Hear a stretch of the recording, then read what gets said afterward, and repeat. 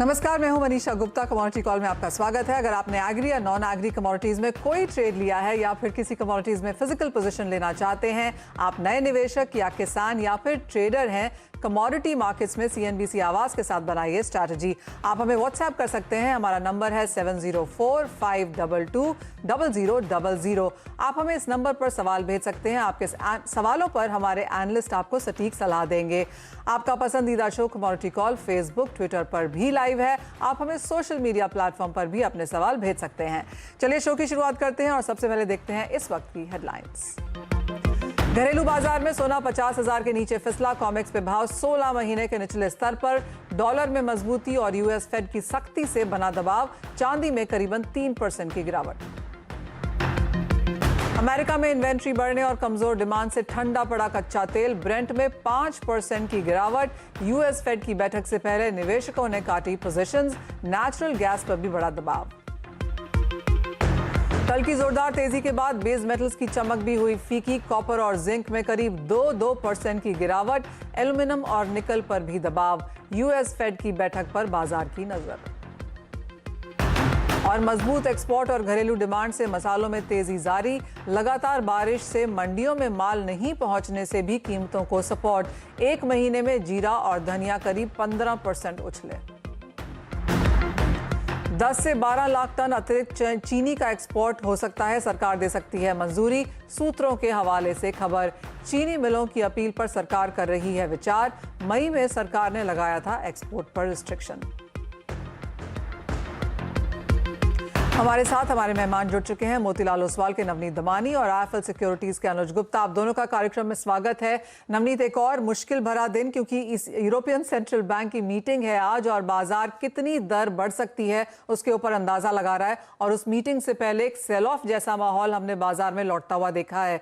सोने चांदी में तो अच्छी खासी मुनाफा वसूली है ही, काफी हद तक यही हाल मेटल्स और एनर्जी का भी।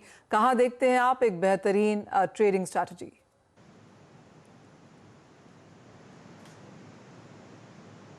नवनीत, आपकी ट्रेडिंग पिक क्या रहेगी आज? नवनीत को यहां पर फिर से जोड़ने की कोशिश करेंगे, कुछ टेक्निकल दिक्कत वहां पर नजर आती है। लेकिन अनुज, आपका व्यू क्या है, क्योंकि आज पूरा एक्शन यहां पर नॉन एग्रो में ही है। Manisha ji, good afternoon. देखिए, नॉन एग्रो में अगर देखें तो गोल्ड सिल्वर एक लोअर लेवल पर ट्रेड करते हुए दिखाई दिए। इवन अगर हम क्रूड की बात करें तो क्रूड भी ऑलमोस्ट 5% नीचे गिरावट आ चुकी है। ऑलमोस्ट $102 के आसपास भाव आते हुए दिखाई दिए हैं। और अगर एमसीएक्स की बात करें तो 7,600 के नीचे के लेवल यहाँ देखने को मिले हैं। हमें लगता है कि अभी गोल्ड सिल्वर और क्रूड के अंदर जो ट्रेंड बना है अभी थोड़ा सा नेगेटिव है। जिस तरीके से एक डिमांड कंसर्न को लेकर हमने देखा है, जिस तरीके से कोरोना वायरस केसेस बढ़े हैं, डिमांड बढ़ा है, हमें लगता है कि अभी भावों में जो गिरावट है वो यहाँ पे कंटिन्यू रह सकती है।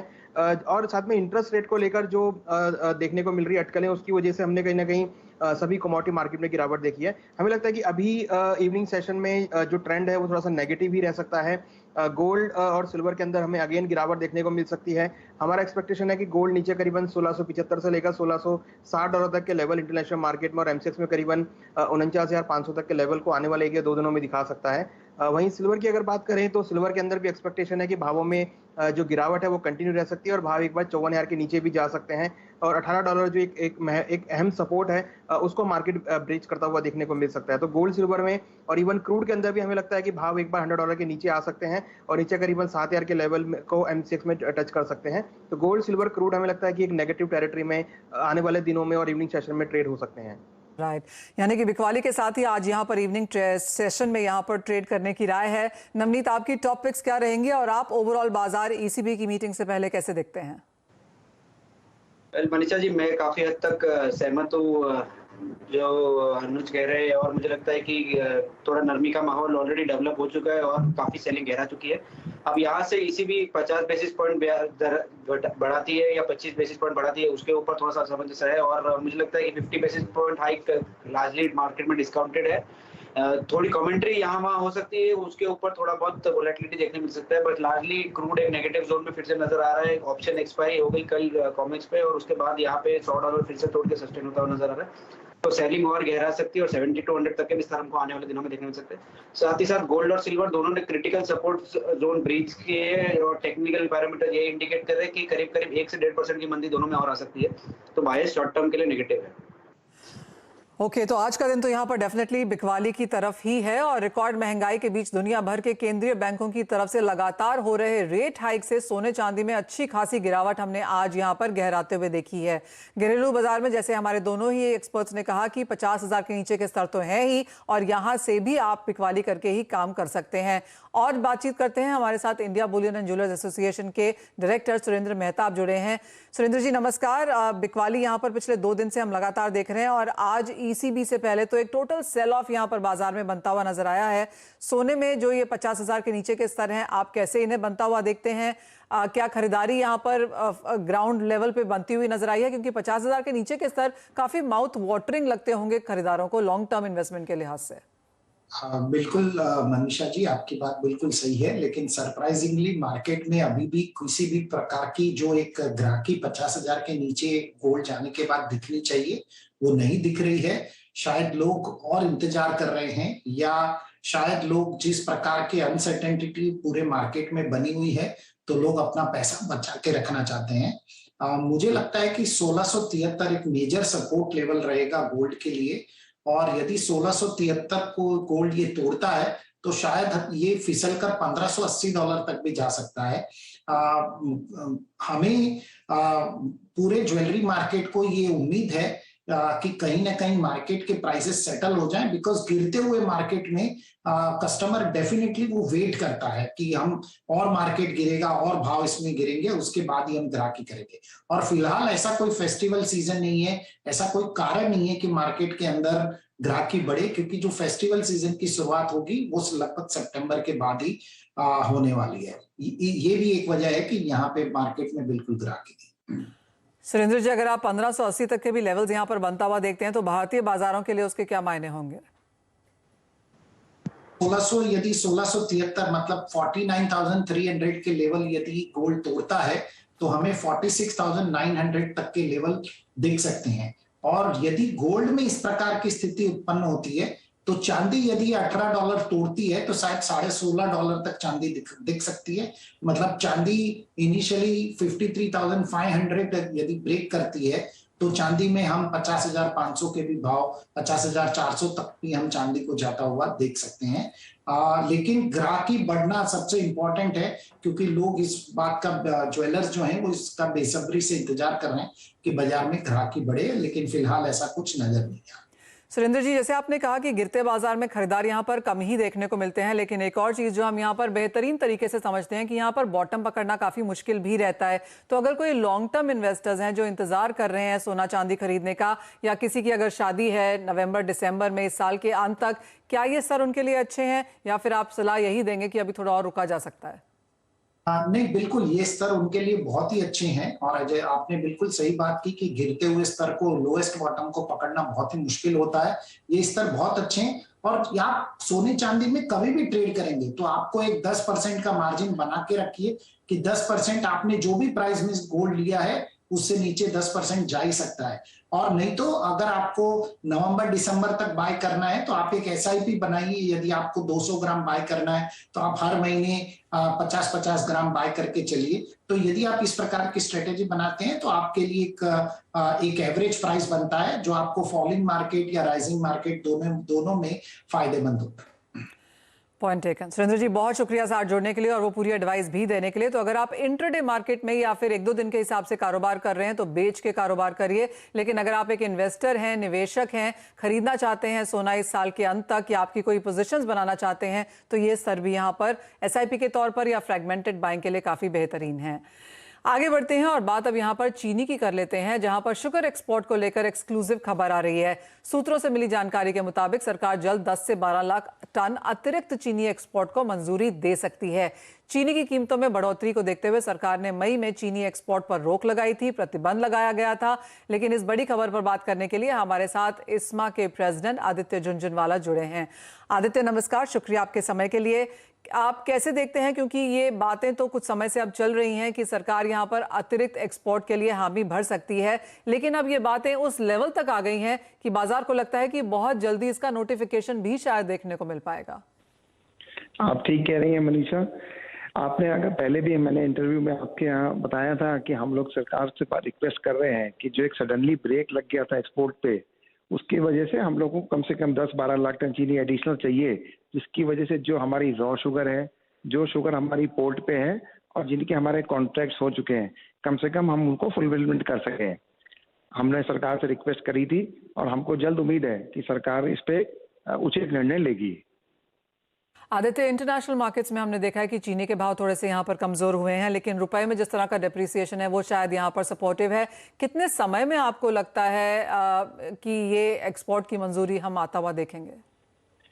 हमको लगता है कि मंडे को, जहां तक हम लोग को सूत्रों से पता लगा है कि मंडे को शायद जीओएम की मीटिंग होगी, उसमें इसका निर्णय होने की उम्मीद है। और इंटरनेशनल मार्केट्स आप कैसे देखते हैं आदित्य, जिस तरह के अंतर्राष्ट्रीय बाजार के भाव हैं और जिस तरह से रुपए में मूवमेंट है?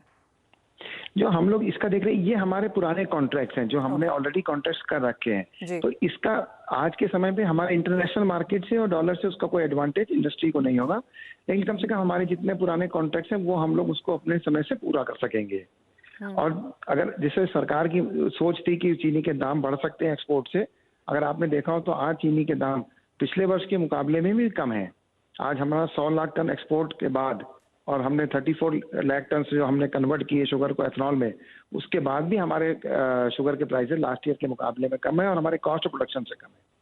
तो क्या इस बारे में भी कोई बातचीत है आदित्य? बिकॉज ये तो बहुत लंबे समय से चलती कॉन्वर्सेशन है आपकी। इसके लिए हम लोगों ने सरकार से अगले साल, क्योंकि क्रॉप अच्छी है, उसको ध्यान में रखते हुए अगले साल की नीति को तुरंत से तुरंत, जल्द से जल्द उसका निर्णय करने के लिए सरकार को हमने रिक्वेस्ट किया है कि 80 लाख टन चीनी हमको निर्यात करने की परमिशन तुरंत दी जाए, जिससे कि हम लोग कम से कम डोमेस्टिक मार्केट में और इंटरनेशनल मार्केट में दोनों में उसका एडवांटेज ले सकें। आदित्य, अगर हम ओवरऑल क्रॉप देखें तो इस साल का फाइनल नंबर्स क्या आपके पास हैं? और जैसे आपने कहा कि अगले साल तो फसल और भी बड़ी नजर आती है, क्या कोई इनिशियल एस्टिमेट्स हैं जो ऑलरेडी इस माह ने बनाए हैं? इस माह में इनिशियल एस्टिमेट्स बनाए हैं, कल हमारी कमेटी मीटिंग है, उस पर उसके निर्णय होंगे। तो जहां तक अगले साल की क्रॉप की बात है, वो डेटा हम आपको उसके बाद शेयर कर सकते हैं। और इस साल का जो नंबर है वो हम लोग ने जो निकाला है, हमारे हिसाब से 395 लाख टन बनता है, इसमें कि 34 लाख टन हमारा कम से कन्वर्जन होगा एथनॉल में और 360 लाख टन हमारा प्रोडक्शन जो रहेगा वो देश के लिए होगा। Point taken.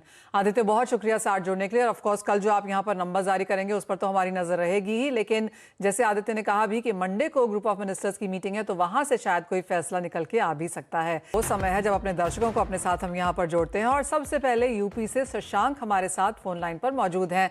नमस्कार शशांक, कैसे हैं आप और क्या है आपका सवाल? मैम, मेरा एक सिल्वर सितंबर फ्यूचर पड़ा हुआ है, एक लॉट 54,842 पे। ओके, तो लाइक इसको होल्ड करना चाहिए या मतलब और एवरेजिंग करने के लिए और ले सकते हैं? 54,842 पे आपने लिया है, लेवल्स तो बहुत अच्छे हैं, लेकिन उसके बावजूद हमने यहाँ पर चांदी में और गिरावट आते हुए देखी है और माना यह जा रहा है कि आज जिस तरह की ईसीबी की रेट हाइक की एक्सपेक्टेशन है, शायद शाम के सत्र में चांदी और यहाँ पर गिर भी सकती है। क्या राय देंगे हम इनको यहाँ पर नवनीत? और जैसे बात भी हो रही थी कि थोड़ी सी और बेरिशनेस यहाँ पर चांदी में चल सकती है, क्या शशांक यहाँ पर एवरेजिंग करें, क्या स्टॉप लॉसेस लगाएं, क्या स्ट्रैटेजी रखें? मनीषा जी, 54,200, 53,800 ये ऐसा जोन है जहाँ पे चांदी में काफी बाउंस बैक होने की पॉसिबिलिटी है, उम्मीद है। बट कन्विक्शन थोड़ा सा लो है ट्रेड पे, तो मुझे लगता है कि इनकी बाइंग प्राइस तो काफी डिसेंट है और अगर ये होल्ड कर सकते हैं करीब 500 रुपए यहाँ से भी, तो अपनी पोजीशन इंटैक्ट रखिए। यहाँ से जल्दी रिवर्सल मिलेगा और रिस्क रिवॉर्ड काफी फेवरेबल रहेगा। जब रिवर्सल आएगा तो वापस आपको 56, 57 तक के स्तर देखने मिलेंगे। तो if you can stick to 53,500 as a stop loss, hold on करिए अपनी पोजीशन। स्टॉप लॉस जरूर ध्यान में रखें 53,500 का। 54,200 के लेवल्स अभी हैं, तो बहुत आपकी जो बाइंग लेवल है उससे बहुत दूर नहीं है हम यहाँ पर, लेकिन बाजार काफी उठापटक रहने वाला रह सकता है, तो नजर यहाँ पर जरूर रखने की जरूरत है। आगे बढ़ते हैं और उज्जवल चुग जी अब हमारे साथ फोन लाइन पर मौजूद हैं। नमस्कार उज्जवल, आपका सवाल क्या है? मैम, मैंने 6 लॉट बाय कर रखे हैं गोल्ड के 50,750 पे।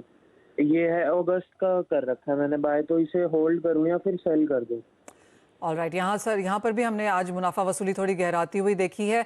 नवनीत, क्या राय है, क्या ये आज कल का फिनोमिना रहेगा? क्योंकि आज के बाद कल का ही एक दिन बचता है यहाँ पर ट्रेड के लिए भी, तो और वीकेंड से पहले शायद वॉलेटिलिटी यहाँ पर ज्यादा देखने को मिल सकती है। 50,750 की इनकी बाइंग है, एज ऑफ नाउ 49,720 चल रहा है, ये क्या करें? वेल मैं से 2-3 फैक्टर है जो गोल्ड प्राइस को काफी वॉलेटाइल रखे हुए। एक तो डॉलर इंडेक्स है जिसकी वजह से हमने थोड़ी सी वॉलेटिलिटी गहराते हुए देखी है एंड करीब 200-250 बेसिस पॉइंट के करेक्शन के बाद फिर से एक मजबूती आते हुए देख रहे हैं। उसके साथ साथ ईसीबी है, अगले 1 घंटे में उसका भी आउटकम आ जाएगा, तो उसमें भी थोड़ी सी जो वॉलेटिलिटी है, जो थोड़ी सी नेगेटिव बायस देख रहे हैं वो भी सेटल हो जानी चाहिए। और टेक्निकल पैरामीटर्स पे $1710 टूटा है, तो एक बार जानकारों का यह मानना है कि 1670 तक भी आ सकता है and we are very close to that. तो मेरे हिसाब से करीब $8 से $10 की गिरावट मैक्सिमम और हो सकती है, बट यहाँ से जब रिवर्सल आएगा तो फिर से आपको एक डिसेंट पुल बैक देखने मिलेगा और 55,100 और 55,550 ये लेवल तक आपको फिर से अपॉर्चुनिटी देखने मिल सकती है। तो अपनी पोजीशन इंटैक्ट रख सकते हैं फिलहाल के लिए। ऑलराइट, होल्ड कर सकते हैं। Of course mark to market यहाँ पर जरूर थोड़ा सा गहराता हुआ नजर आएगा और जैसे कहा गया कि अगला 1 घंटा आपको शायद और वॉल्टिलिटी देखने को मिलेगी, उसके बाद एक नी जर्क रिएक्शन भी रहेगा। तो अगले 2-3 घंटे यहाँ पर सभी ट्रेडर्स के लिए थोड़े से पेन पॉइंट जैसे रह सकते हैं, लेकिन उसके बाद शायद बाजार खत्म होने से पहले कुछ सेटल भी हो जाएगा। एज ऑफ नाउ 1% ज्यादा की गिरावट के साथ सोने में कारोबार 49,720 आपकी स्क्रीन पर। हमारे साथ अब यूपी संभल से अंकुर सिंघल फोन लाइन पर है। नमस्कार अंकुर, आपका सवाल क्या है? नमस्कार मैम जी, मैं यही पूछ रहा था, मैंने था कि 4 लॉट ले रखी है 1020 में, इसमें फ्यूचर क्या रहेगा?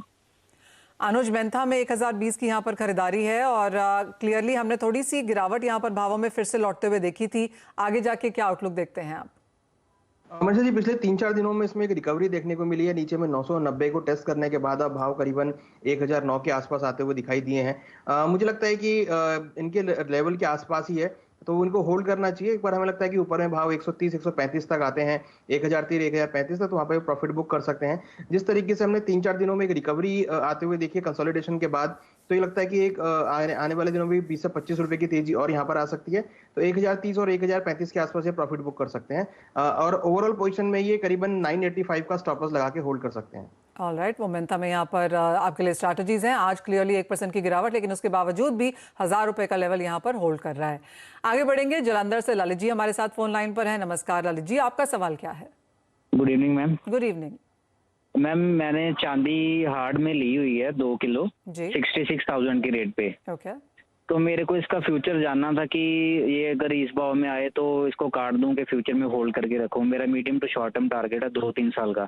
ऑलराइट, 2-3 साल के लिहाज से 66,000 में यहाँ पर चांदी खरीदी है। अनुज, आपको क्या लगता है, क्या क्योंकि काफी लोगों ने चांदी खरीदी है, हम सबने भी चांदी खरीदी है, हम काम ही वो करते हैं कि जब नीचे आती है तो सोने चांदी एक ऐसा प्रेशियस मेटल है जो लोग बहुत अपने हिसाब से इन्वेस्टमेंट के तौर पर खरीदते हैं। 66,000 तक, 60,000 तक भी लेवल्स में लोगों ने यहाँ पर अगर चांदी खरीदी है, तो क्या राय है 2-3 साल के लिहाज से? देखिए हाई से अगर हम देखें तो ऑलमोस्ट करीबन 20,000 रुपए चांदी नीचे आ चुकी है। 75,000 का हाई था, अभी 54,000 के हाई के लो के आसपास ट्रेड कर रही है। देखिए लॉन्ग टर्म पर्सपेक्टिव मुझे लगता है कि ये अट्रैक्टिव लेवल्स रहेंगे जहां पर आप एक्यूमुलेशन कर सकते हैं। सिर्फ जो इशू है वो है ट्रेडिंग पॉइंट ऑफ व्यू से, क्योंकि ट्रेडिंग पॉइंट ऑफ व्यू में हो सकता है कि आपको वॉलेटिलिटी में आपको और नीचे के लेवल देखने को मिले, बट यहाँ पर अगर इन्वेस्टमेंट का व्यू बनाना है तो डेफिनेटली खरीदारी स्टार्ट कर देनी चाहिए, क्योंकि हमें लगता है कि आने वाले दिनों में एक चांदी जो है, अगर हम आने वाले 1 या 2 साल की बात करें तो अगेन आपको 65,000 के लेवल 1 साल में देखने को मिल सकते हैं। मगर फिलहाल जो ट्रेडिंग पॉइंट ऑफ व्यू है यहाँ पर थोड़ा सा भी रिस्की है, क्योंकि जब से इन्होंने $20 का लेवल ब्रेक किया है तो हमारा मानना है कि एक बार मार्केट $16 तक भी आ सकती है। तो स्टैगर्ड वे में यहाँ पर जो है इन्वेस्टमेंट के तौर पर स्टार्ट की जा सकती है, बट अगर ट्रेडिंग का व्यू है तो मुझे लगता है कि यहाँ पर भी थोड़ा रुकना चाहिए। भावों में कुछ और अभी नरमी यहाँ देखने को मिल सकती है। नवनीत, वेरी क्विकली, आपको क्या रेंज नजर आती है अगले 2 साल के लिए चांदी के लिहाज से? वेल मुझे लगता है फिर से आपको 20% के आसपास के रिटर्न चांदी कम से कम 20 से 25% के आसपास के रिटर्न अगले 2 साल में देगी। और जैसे अनुज ने बताया कि ट्रेडिंग एस्पेक्ट में थोड़ा सा रिस्क अभी भी है, बट इन्वेस्टमेंट स्टैगर्ड वे में डेफिनेटली आपको देखना चाहिए। यहाँ से 54,000 से लेके 52,500 तक के स्तर बहुत अट्रैक्टिव लेवल है आपके मीडियम टर्म पर्सपेक्टिव के एक्यूमुलेट करने। आप नए निवेशक हैं तो क्लियरली ये यहाँ पर लेवल्स खरीदने जैसे हैं। आने वाले समय में 20 से 25% की तेजी देखने को मिलेगी। अगर आपने ऊपरी स्तरों पर यहाँ पर स्पॉट में हाजिर में चांदी खरीदी हुई है तो होल्ड करके चल सकते हैं, क्योंकि ये वाले स्तर आपको फिर से डेफिनेटली देखने को मिलेंगे। लेकिन इसी के साथ शो समेटने का भी समय है। बहुत शुक्रिया नवनीत, अनुज साथ देने के लिए। मुझे भी दीजिए इजाजत। आप बने रहिए हमारे साथ CNBC आवाज पर। आवाज समाचार लेकर लौटेंगे।